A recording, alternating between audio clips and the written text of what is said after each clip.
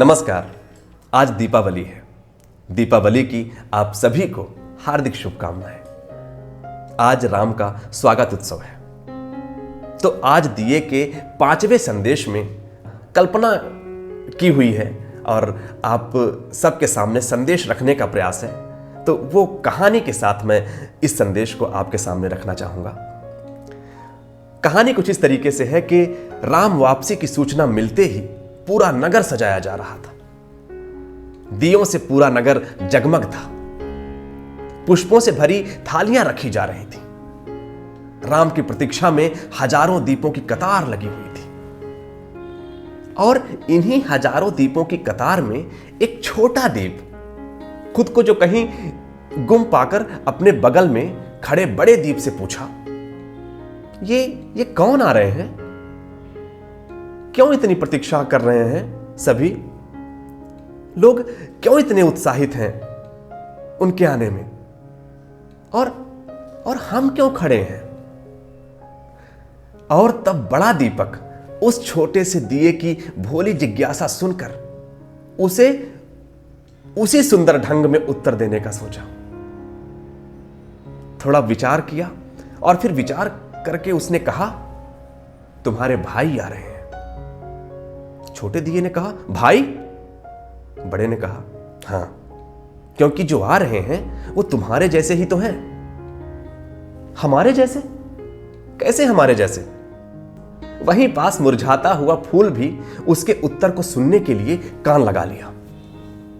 और अब उस बड़े दीपक ने आगे बोलना शुरू किया।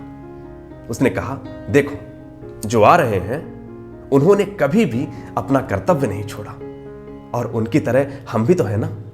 हम भी तो अपना कर्तव्य नहीं छोड़ते, इसलिए भाई हुए ना। छोटे दीपक ने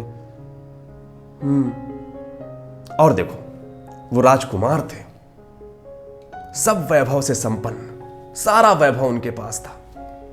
और फिर एक दिन उनको वनवास हो गया, पर वो वहां भी इसी तरह प्रसन्न रहे। हम भी तो ऐसे ही है ना, जहां भी जलते हैं एक जैसा जगमगाते हैं। उसी तरह, चाहे घर के आंगन में हो या वन की किसी कुटिया में, तो भाई हुए ना। फिर बड़ा दीपक इतना कहकर चुप हो गया। छोटे दीपक ने कहा कि और बताइए ना। और बड़ा दीपक सोचने लगा और फिर उसने कहा, इनके पूर्वज युगों तक नीति कर्तव्य की प्रेरणा का प्रकाश फैलाते रहे हैं। हरिश्चंद्र जैसे व्रतियों का घर रहा है ये, और हम भी तो ऐसे ही है ना, जहां रहते हैं प्रकाश फैलाते हैं, अंधेरा मिटाते हैं। तो भाई हुए ना। तो वो सूर्यवंशी हैं, तो हम भी सूर्यवंशी हुए कि नहीं? समझे? बड़े दीपक ने छोटे दीपक से पूछा। छोटे दीपक ने कहा, समझ गया। इतना सुनकर तो उस बाल दीपक के रंग ही बदल गए। वो छोटा दिया दुगने उत्साह से तनकर खड़ा हो गया। वो जगमगा उठा और राम जी की राह देखने लगा। और उधर जो फूल सुन रहा था, उस मुरझाए फूल को भी उत्तर मिल गया था और वो भी पूरे दमखम से महक उठा। तो यह था दिए का 5वां और आखिरी संदेश।